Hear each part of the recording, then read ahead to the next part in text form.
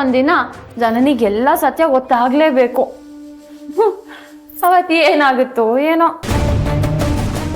ಅಕ್ಕ, ಜನನಿ ನಾವು ಅನ್ಕೊಂತಾರ ಇಲ್ಲ, ಅವಳಿಗೆ ಏನು ಅನ್ಸುತ್ತೋ ಅದನ್ನೇ ಮಾಡ್ತಾಳೆ. ನಾವೇ ನೋಡಿದ್ವಲ್ಲ. ಜನನಿ ತುಂಬ ಬುದ್ಧಿವಂತೆ. ಅವಳಿಗೆ ತನ್ನ ಮಾತನ್ನು ಎಲ್ಲಿ ಯಾವಾಗ ಹೇಗೆ ಆಡಬೇಕು ಅಂತ ಚೆನ್ನಾಗಿ ಗೊತ್ತು. ಅವಳು ಎಲ್ಲರನ್ನೂ ತುಂಬ ಸೂಕ್ಷ್ಮವಾಗಿ ಗಮನಿಸ್ತಾಳೆ. ಅಂದ್ರೆ ಜನನಿಗೆ ನಮ್ಮ ಬಂಡವಾಳನು ಗೊತ್ತಾಗ್ಬಿಡುತ್ತಾ?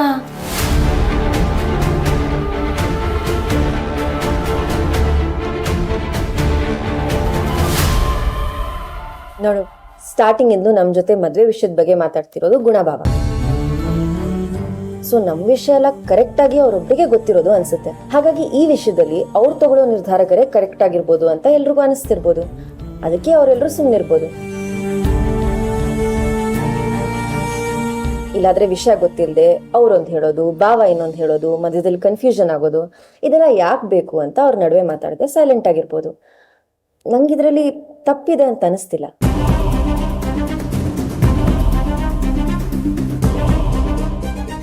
ಅಂಥ ಹುಡುಗಿ ನಮ್ಮನೆಗೆ ಸೊಸೆಯಾಗಿ ಬರೋಕೆ ಒಪ್ಕೊಂಡು ತುಂಬ ದೊಡ್ಡ ತಪ್ಪು ಮಾಡಿದ್ಲು ಅಂತ ಅನ್ನಿಸ್ತಾ ಇದೆ. ಅಲ್ಲ, ಭಾವ ನಮ್ಗಳ ಜೊತೆ ಇದ್ದಿದ್ದ ರೀತಿ ನೋಡಿ ಅವಳಿಗೇನು ಡೌಟ್ ಬಂದಿಲ್ಲ ಅಂತೀರಾ? ತುಂಬ ಯೋಚನೆ ಮಾಡಬೇಡ್ರೆ, ಭವಿಷ್ಯ ಯಾರಿಗೆ ಗೊತ್ತು. ಆದರೆ ಒಂದಂತೂ ನಿಜ, ಜನನಿ ನಮ್ಮೆಲ್ಲರಿಗಿಂತ ಡಿಫ್ರೆಂಟ್. ಹೌದಕ್ಕ. ಯಾರು ಗೊತ್ತು, ಜನನಿ ಮನೆಗೆ ಬಂದ್ಮೇಲೆ ಭಾವಂಗ್ ಜ್ಞಾನೋದಯ ಆದ್ರೂ ಆಗ್ಬೋದು. ಆದ್ರೆ ಅಕ್ಕ, ಭಾವಂಗ್ ಬುದ್ಧಿ ಬರಕ್ಕೆ ಜನನಿ ಬೆಲೆ ತೆರ್ಬೇಕಾ? ಪಾಪ ಅಲ್ವಾ ಅಕ್ಕ?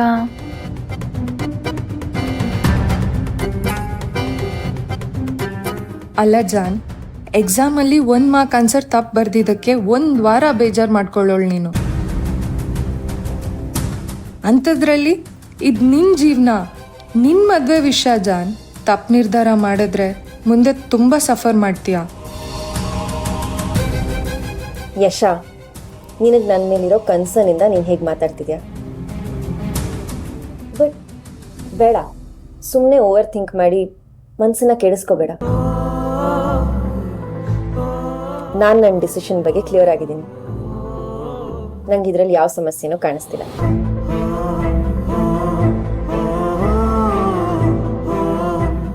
Good night.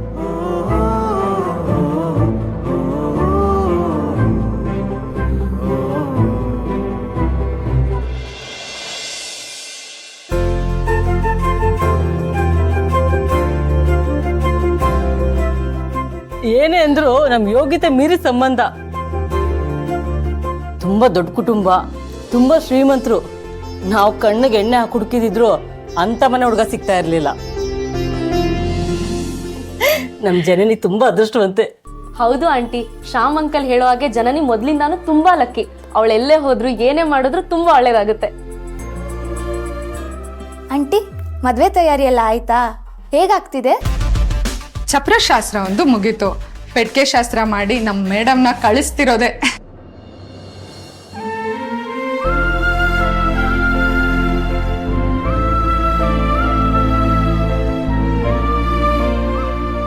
ಅರೆ, ಅವಳನ್ನೆಲ್ಲಿ ಕಳ್ಸೋದು? ನಾವು ನಮ್ಮ ಮಗಳನ್ನ ಕಳಿಸ್ತಾ ಇಲ್ಲ, ಮನೆಗೆ ಒಬ್ಬ ಮಗನ ತರ್ತಾ ಇದ್ದೀವಿ. ಓ, ಕರೆಕ್ಟಾಗಿ ಹೇಳಿದ್ರಿ ಆಂಟಿ. ನಮ್ಮ ಗ್ಯಾಂಗಿಗೆ ಒಬ್ಬ ಹೊಸ ಮೆಂಬರ್ ಎಂಟ್ರಿ.